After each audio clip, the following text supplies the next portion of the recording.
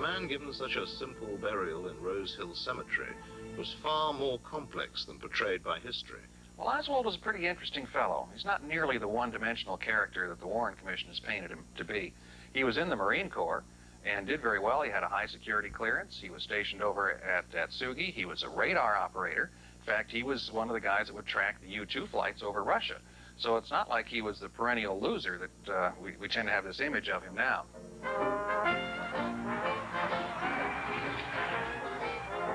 Some of the key pieces in the Oswald puzzle lie not in Dallas, but down in New Orleans, where he spent significant periods of his life.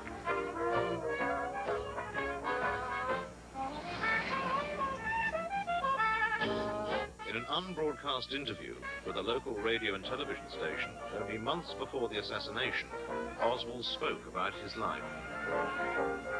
I was born in New Orleans in 1939. For a short length of time during my childhood, I lived in Texas and in New York. During my junior high school days, I attended Beauregard Junior High School. I attended that school for 2 years. Then I went to Warren Eastern High School, and I attended that school for over a year. Then my family and I moved to Texas, and I continued my schooling there. Then I entered the United States Marine Corps in 1956. I spent 3 years in the United States Marine Corps, starting out as a private, working my way up through the ranks to the position of buck sergeant, and I served honorably, having been discharged. He had an honorable discharge, and then just a few weeks later wound up in Russia saying that he was going to renounce his American citizenship. And it's interesting that after he had supposedly said that, he was given a dishonorable discharge from the Marine Corps. It's fascinating that when he did go over to Russia and was introduced to the woman who later became his wife, his Russian was so good that she thought he was a Russian.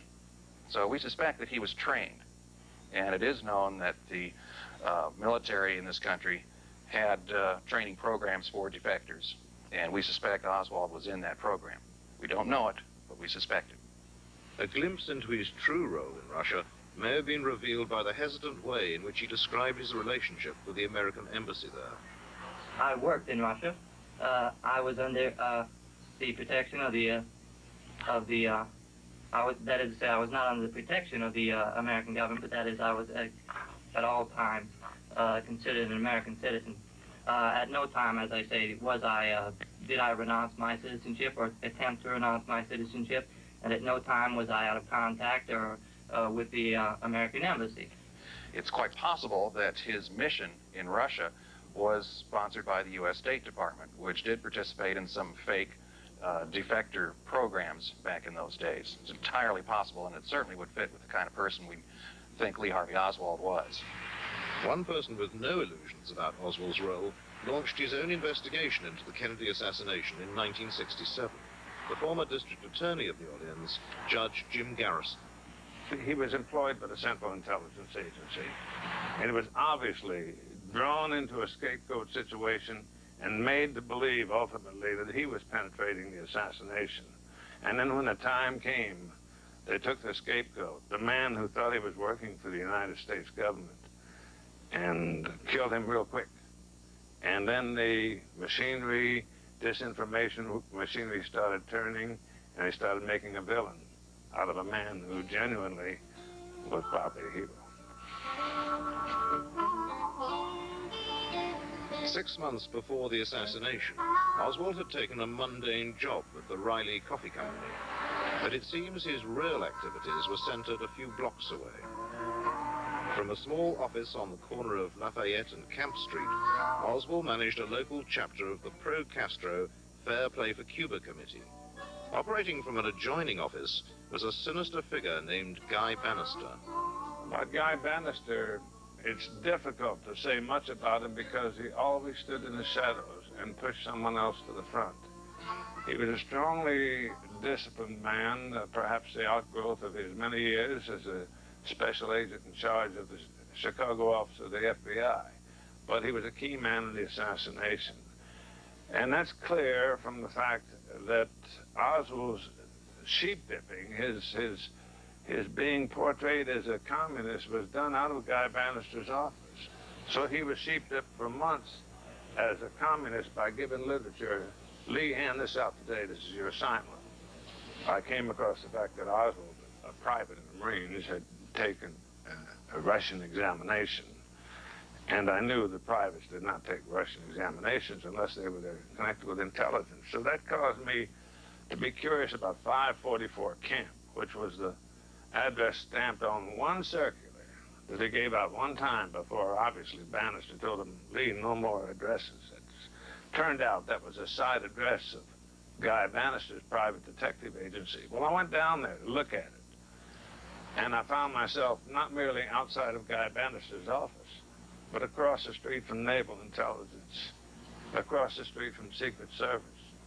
Around the corner was the Crescent City Garage, the garage for the intelligence community. And then 2 doors away, the Reily Coffee Company. I used to be in the FBI. I knew people in Naval Intelligence, and they were either across the street, around the corner. The whole intelligence community was there. And right in the middle of it was Guy Bannister, having Oswald sheep-dipped as a communist. You're a Marxist?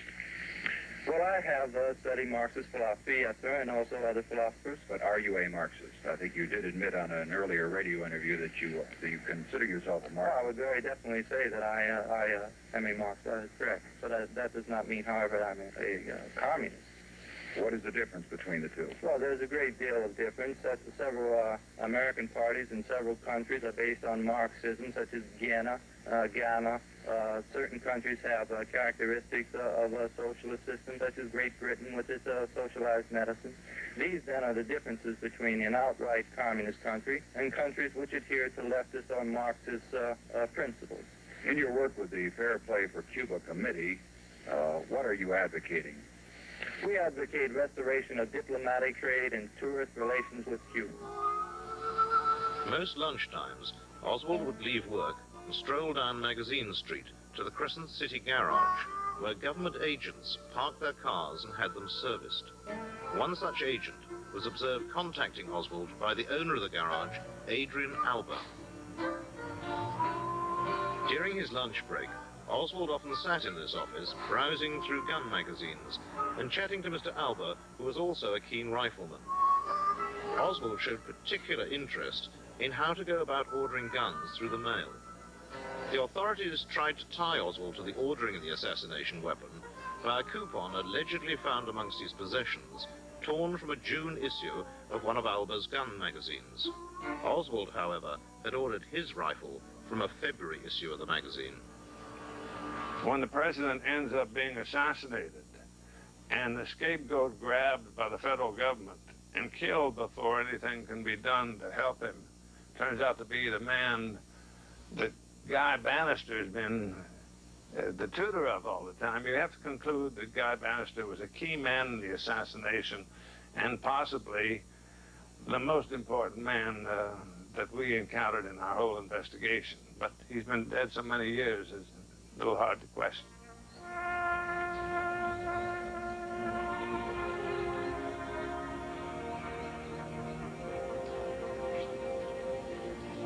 Bitterly protesting her son's innocence to the last, a forlorn Marguerite Oswald believed Lee had been grossly misrepresented to the world. Lee Harvey Oswald, my son, even after his death, has done more for his country than any other living human being. 3 weeks after I buried Lee Harvey Oswald, the Secret Service came to me and they said, Paul, did you see any scars, such as the scars on his wrists, where he was supposed to have tried to commit suicide in Russia? And I said, of course, I wasn't looking for the likes of this, and really in my own mind did not feel as though I remembered much about this, but didn't remember seeing any marks of that kind. And the Secret Service agent told me at that time, well, Paul, we just don't know who we have out there in that grave. That mystery did not end with Oswald's burial. Lingering doubts about the identity of the person buried at Rose Hill Cemetery, Fort Worth, prompted Oswald's widow, Marina, to have his body exhumed in 1981. Being of Russian background and not truly trusting the American. She often wondered if his body was really there. So when it came the opportunity to possibly bring his body to the surface, she was most interested to know, is his body really there? Had somebody taken his body from the grave after the burial had been made? Well, that was her motive, partly. And then, too, I think she was interested to make sure that this was really Lee Harvey Oswald that was still there in that grave. At the time of the 63 of the burial time, I put Lee Harvey Oswald in a steel-reinforced concrete vault. That vault was hermetically sealed. The vault is guaranteed not to break, crack, or go to pieces. It's heavy concrete with steel in it, with an asphalt lining. And when I opened the grave in '81 and found that that vault had been broken, and the bottom of the vault was the part that was broken, the top was still intact, I noticed at that time that the casket had been disturbed. I questioned in my own mind what had been going on. When I opened that casket the first time, I sent my wife, Virginia, to Marina to tell her, yes, there is a body in that grave, because that was her concern. And then we did go to Baylor. There was an examination by a medical person who was that's forensic pathologist. And she determined that, yes, these were the teeth of Lee Harvey Oswald, but it took 2 years for her to make that determination before the report was actually done. The findings of the team are as follows. We independently and as a team have concluded beyond any doubt, and I mean beyond any doubt, that the individual buried under the name of Lee Harvey Oswald in Rose Hill Cemetery is, in fact, Lee Harvey Oswald. At this point in time, we hope this puts the matter to rest without any further speculation being raised as to the identity of the individual at Rose Hill. Oswald's dental record was used to confirm the identity of the exhumed body. But once again, the official version does not tell the whole story. Paul Grudy, an experienced mortician, made one vital observation that confounds their findings. He speaks about it here for the first time. Of course, I was the one that had to handle the body in the morgue at Baylor. And as we removed the body from the casket, or at least worked with the body, I could recognize that this clothing was the clothing that I had put on that body. And yet, when I saw the head of this body, and it was removed from the casket and removed from the body in order that they might x-ray it and take pictures, I could see that there was no autopsy on that head. When an autopsy is done and the skull is cut in order to remove the cap, in order to remove the brain, there is a distinctive line of where all the fissures and all of the skull has been parted. Now, it's going to cause a bit of a mark. No matter what you try and do, it's going to show.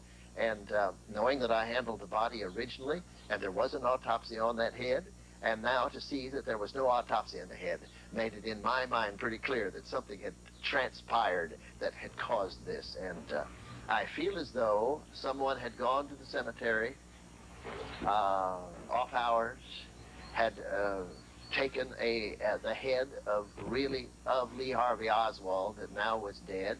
How he got that way, I don't know, but at least it was the head, and had brought the vault to the surface as best they could, being a heavy item as it is, a tripod, lifting that body, lifting the body and the vault out of the grave. In the process, the bottom of the vault fell, breaking the vault, causing the casket to deteriorate to a degree.